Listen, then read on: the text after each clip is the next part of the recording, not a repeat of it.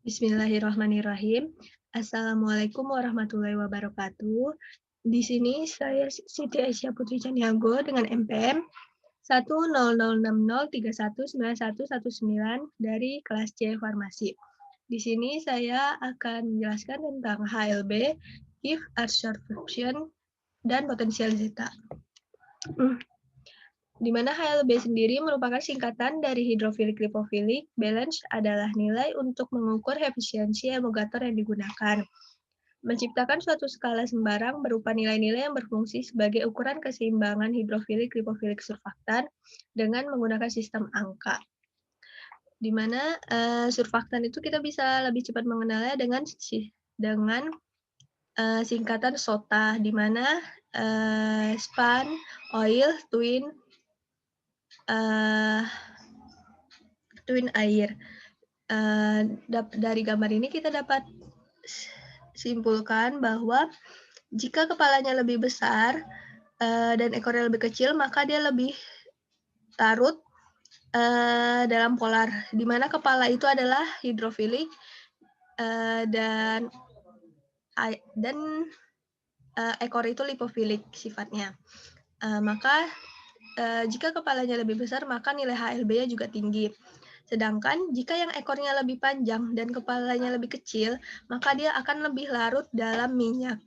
Makanya dia berada di atas. Nah, sedangkan jika air dan minyaknya setara, sama-sama besarnya, balance, maka dia akan seimbang.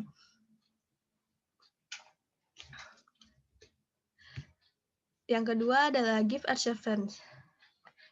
adsorption, di mana efek rumah absorpsi ini membantu penyerapan air oleh tanah kering saat surfaktan dalam air ditambahkan ke dalam air kering.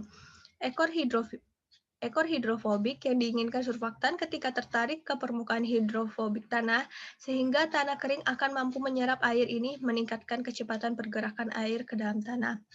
Nah, jika ada surfaktan di airnya ini, maka dia ekornya itu akan menarik ke bawah, sehingga airnya itu akan lama-lama makin kecil dan akan menyerap ke pergerakannya ke dalam tanah.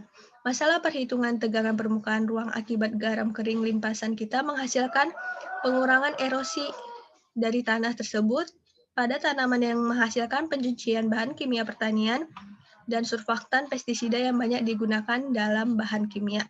Jadi air surfaktan ini bisa untuk mengurangi erosi yang tanah-tanah kering ini, sehingga tanamannya itu dapat menghasilkan pencucian bahan kimia.